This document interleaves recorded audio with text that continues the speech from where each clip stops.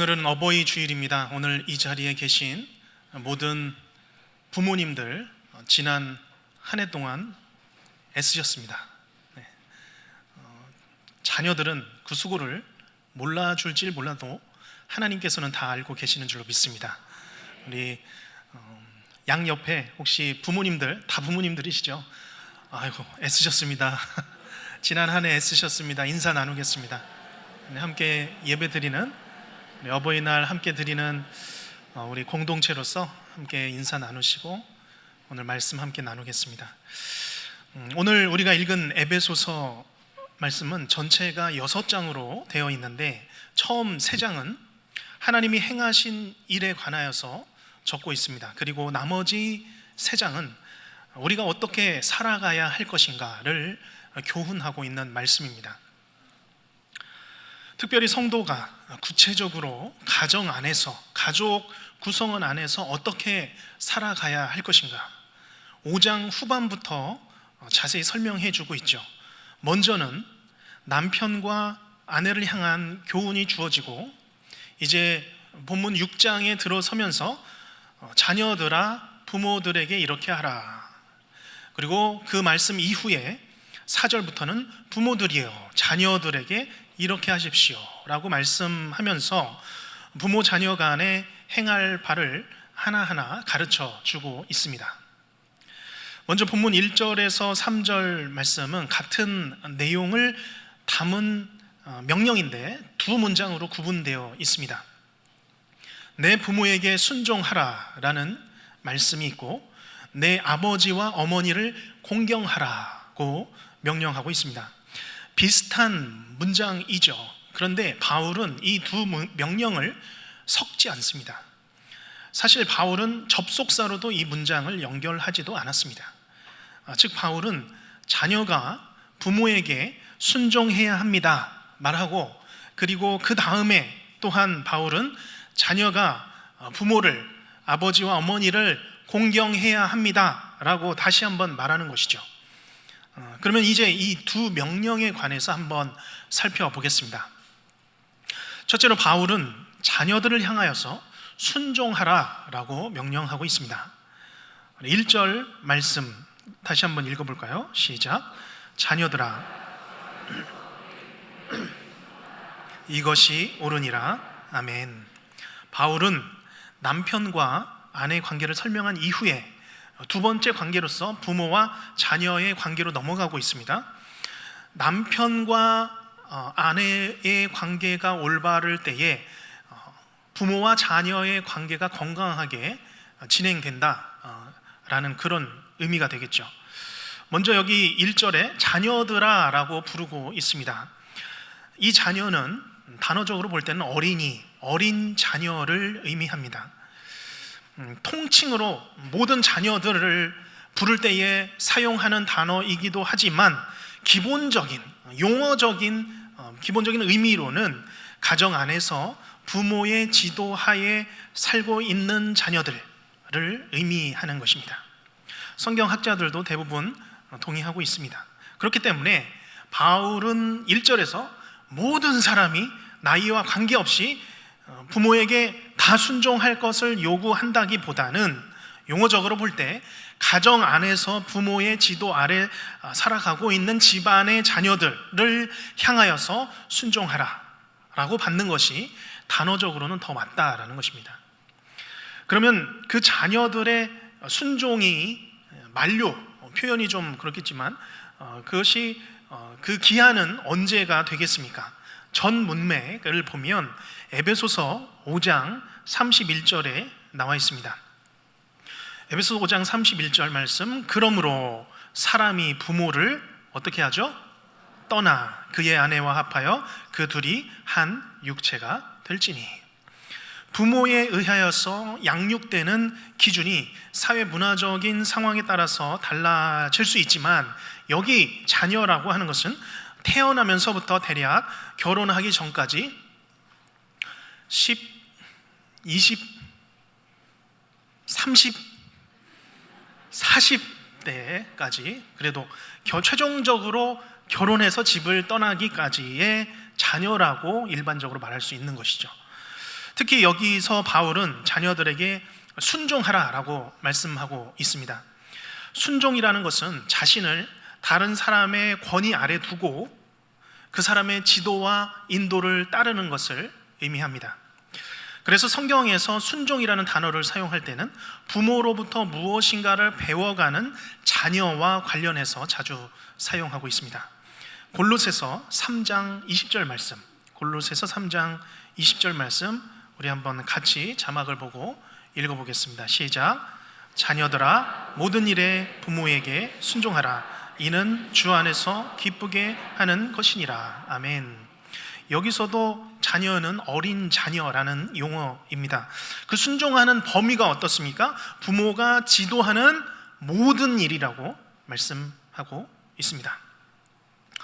오늘 여기 모인 성도님들 중에 자녀로서 아직 부모님의 지도를 받고 있는 자녀분들이 여기 계시다면 네. 오늘 1절 말씀 주님께서 나에게 주시는 말씀으로 받으시기를 바랍니다.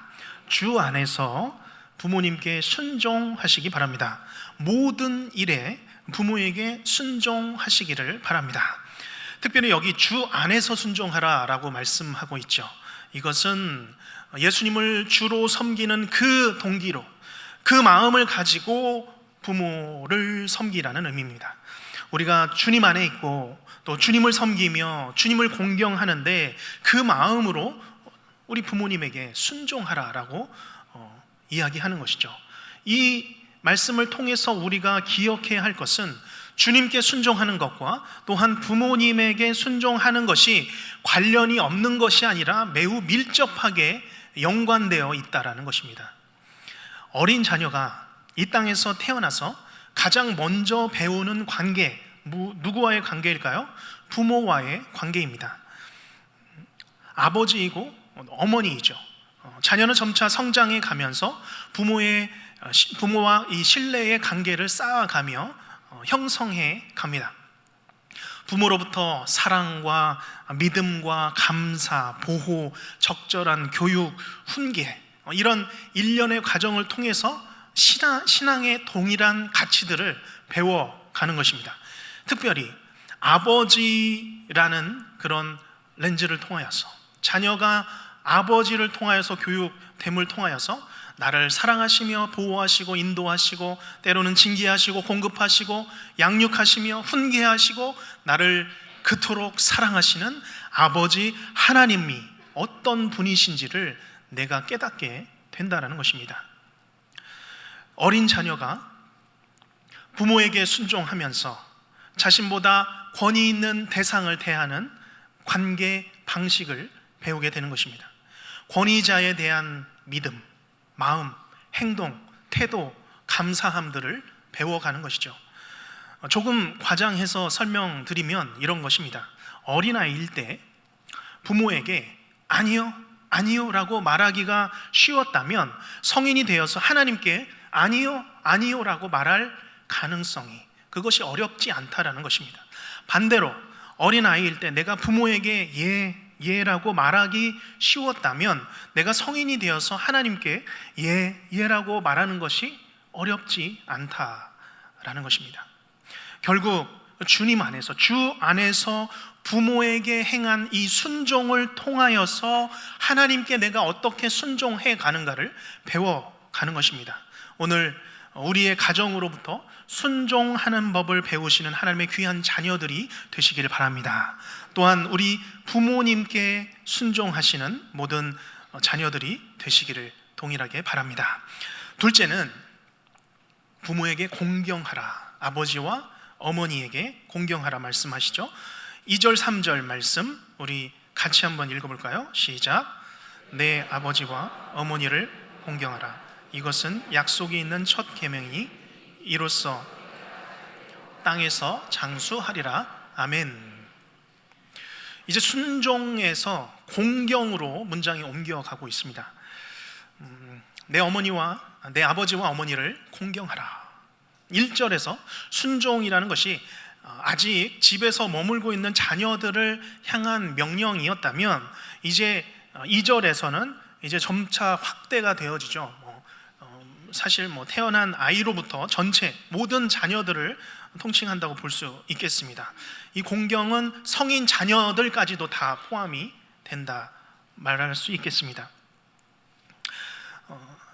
여기 공경이라는 단어가 있는데요, 이 공경이라는 단어는 앞에서 말한 순종, 또 그 전에서 말한 복종이라는 단어와는 좀 다릅니다.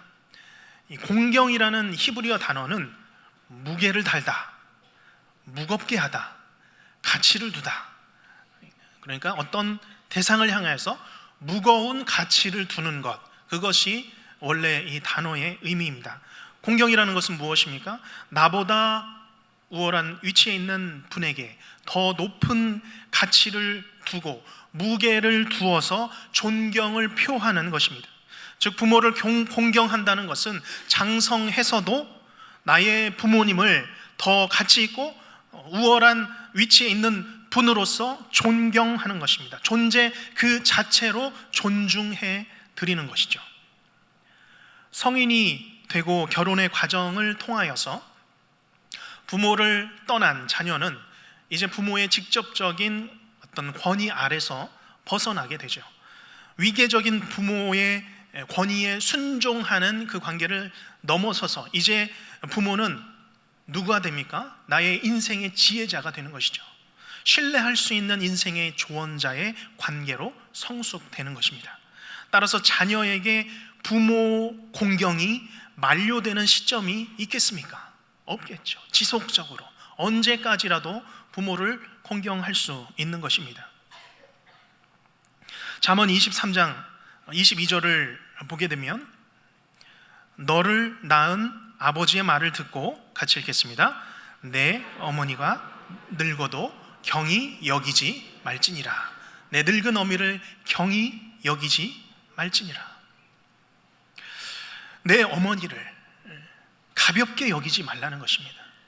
아버지의 말을 듣고, 그리고 내 어머니가 나이가 들어도 힘이 없을 때가 되어도 경히 가볍게 여기지 말고 어머니께 무겁게 가치를 두어서 공경하라라고 말씀하고 있는 것입니다. 신방을 다니면서 기도 제목을 주십니다.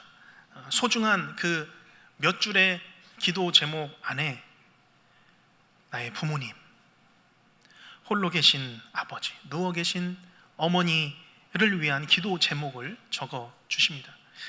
아마 예전에는 그 부모님께서 자녀된 나를 위해서 이와 같이 기도 제목을 내셨을 것인데, 어느새 이제 시간이 뒤바뀌어서 역전되어서 이제는 자녀가 부모를 위해서 기도하는 시간이 된 것입니다. 세월이 지나도, 시간이 지나도, 연세가 드셔도 부모님의 무게는, 가치는 줄어들지 않는 줄로 믿습니다. 오늘 어버이 주일 지금까지 그러셨던 것처럼 우리 부모님을 향해 가장 고귀한 가치를 두시는 주일이 되시기를 간절히 바랍니다. 혹시 부모님께서 이 땅에 계시지 않는다면 우리 교회 안에 또한 신앙의 어른들이 계십니다. 확장된 신앙의 부모님들이십니다.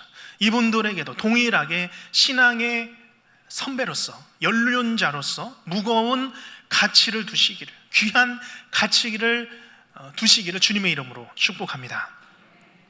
1절과 2절에서 이제 부모에게 순종하는 것, 그리고 공경하는 것에 대해서 말씀을 드렸는데요.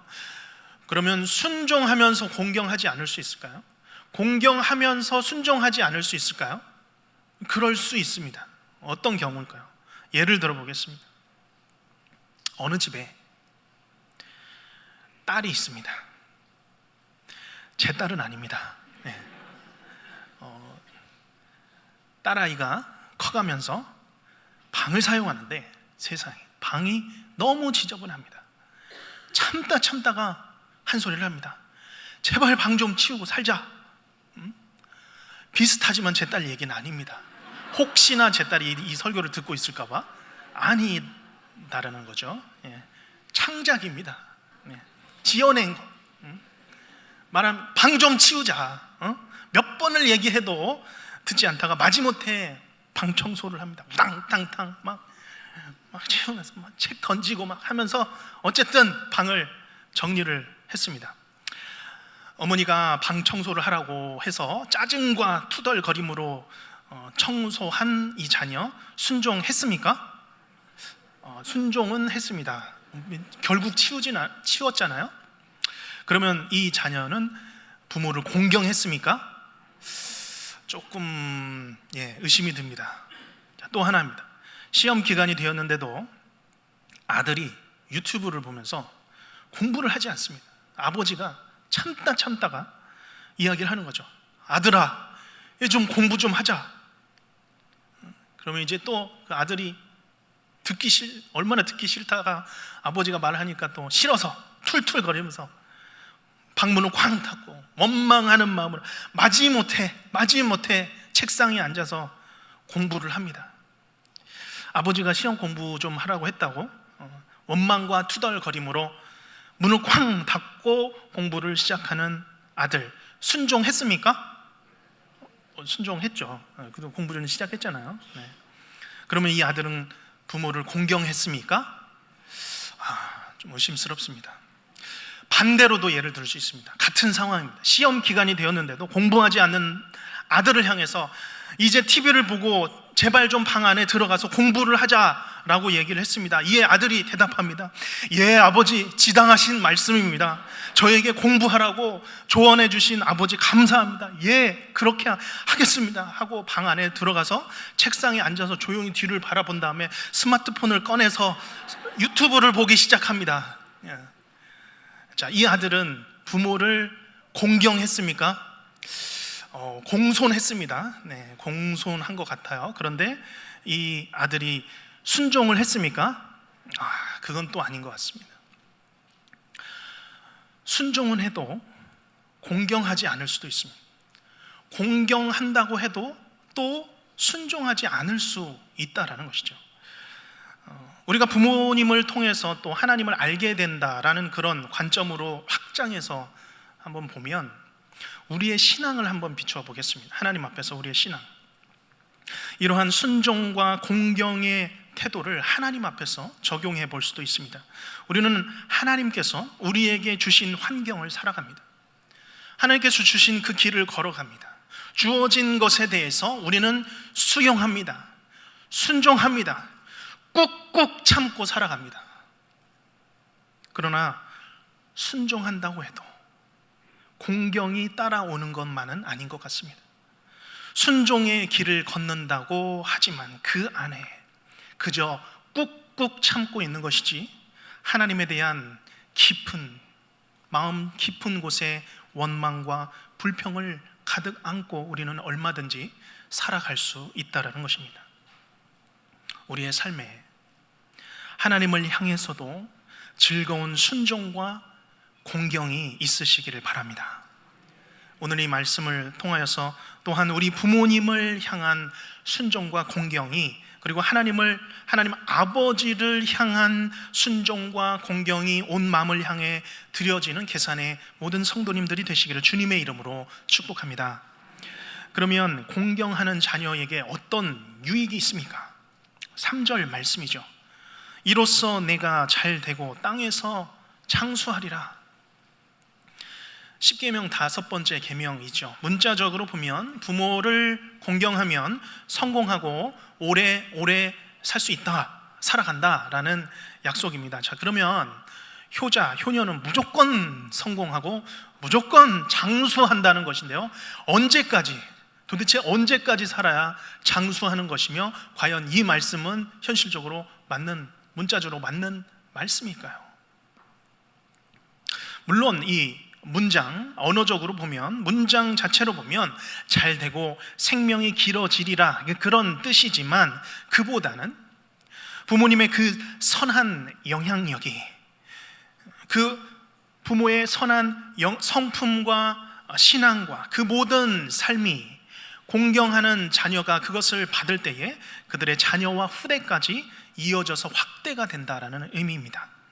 부모는 자녀보다 인생을 먼저 살아왔습니다. 그 삶에 대한 지혜를 먼저 갖고 있습니다. 그런데 그 지혜를 가만두지 않는 것이죠. 자녀에게 흘려보냅니다. 순종하는 자녀는, 공경하는 자녀는 그 부모의 모든 삶의 지혜와 모든 경험들을 다 흘려서 받습니다.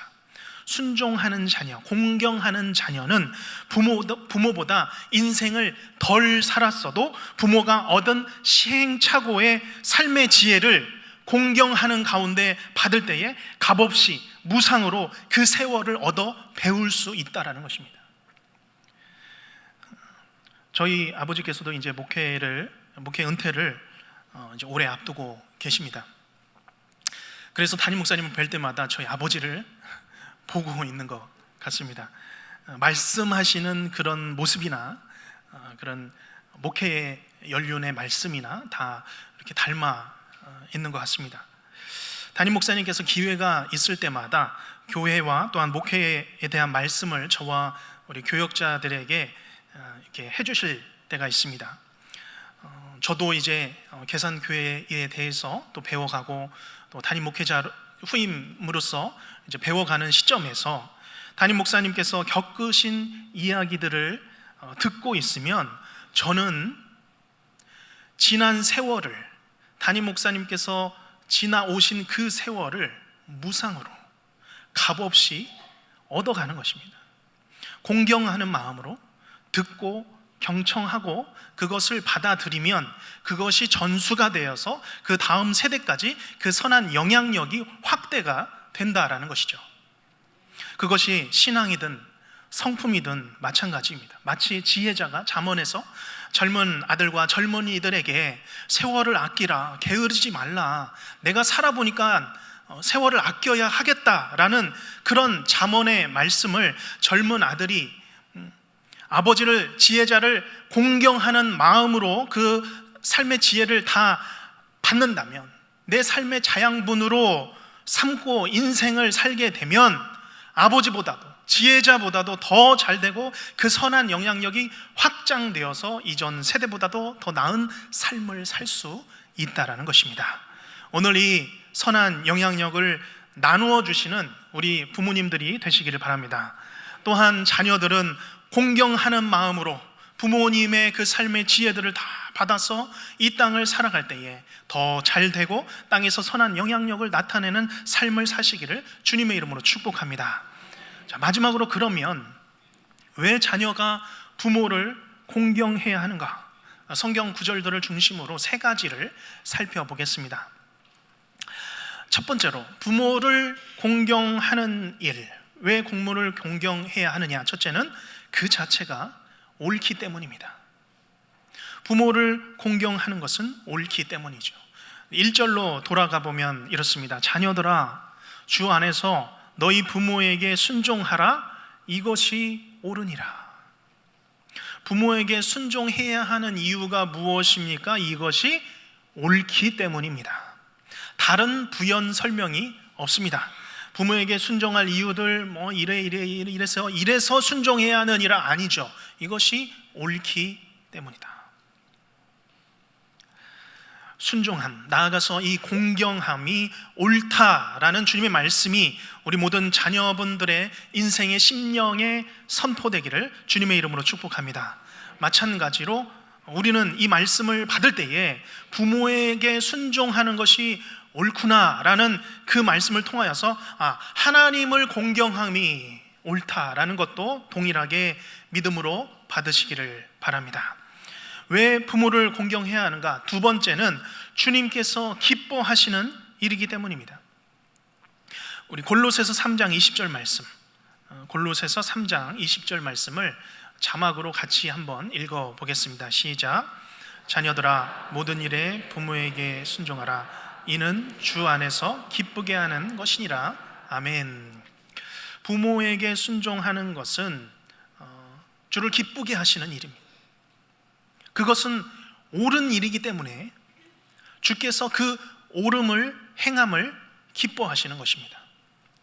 출애굽기 20장에 10계명이 있습니다. 1계명에서 4계명, 하나님을 향한 계명이고 5계명부터는 인간 관계에서 지켜야 할 계명을 소개하고 있습니다.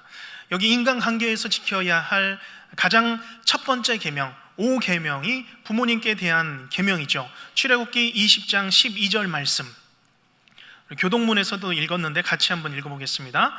내 부모를 공경하라. 그리하면 내 하나님 여호와가 내게 준 땅에서 내 생명이 길리라. 아멘. 10계명을 읽어보면 대부분이 다 금지령입니다. 지켰을 때 상이 없습니다. 자, 그런데 딱 두 가지 경우에 약속이 있습니다. 상이 있는 것이죠. 2계명에서 하나님 외에 다른 신을 두지 않고 다른 우상을 만들지도 않고 하나님만 섬기는 자에게 하나님께서 1000대까지 은혜를 베푸신다 약속을 해 주셨습니다. 그리고 사람을 향한 첫 계명, 그 계명에서 하나님께서 약속 있는, 사람을 향한 계명 중에 첫 계명, 약속 있는 첫 계명이죠. 부모를 공경하는 자 땅에서 잘되고 장수하는 복을 주신다고 약속하고 있습니다. 하나님 섬기고 부모를 공경하는 자녀를 하나님께서 기뻐하시는 줄 믿으시길 바랍니다. 하나님께서 상을 주시고 보답을 해주신다는 것입니다. 오늘 말씀대로 무엇보다 주님이 기뻐하시는 일을 위하여 하나님 한 분을, 그리고 나에게 허락하신 부모님을 공경하시는 모든 성도님들이 되시기를 간절히 바랍니다. 마지막으로 세 번째, 왜 부모를 공경해야 하는가?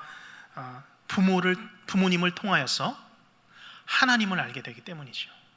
부모님을 통하여서 하나님을 알게 되기 때문입니다.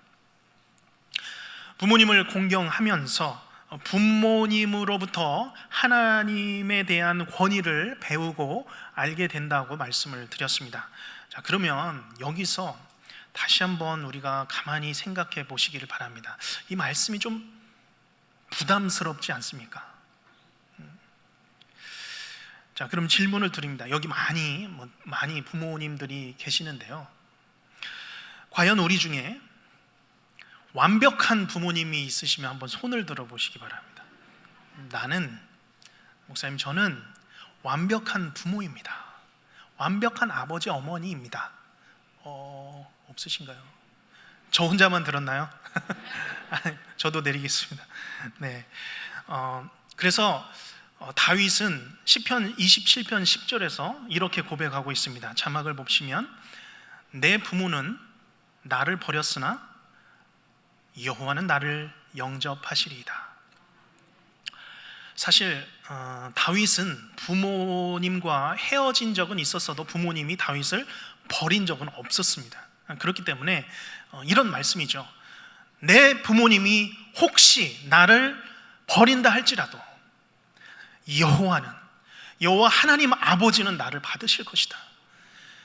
나의 육신의 아버지는 연약할지라도 나의 영혼의 아버지는, 우리 하나님 아버지는 그렇지 않다. 육신의 아버지와 동일한 분이 아니시다라는 그 고백이죠. 비슷한 말씀이 있습니다. 이사야 49장 15절 말씀. 여인이 어찌 그 젖먹는 자식을 잊겠으며 자기 태에서 난 아들을 긍휼히 여기지 않겠느냐.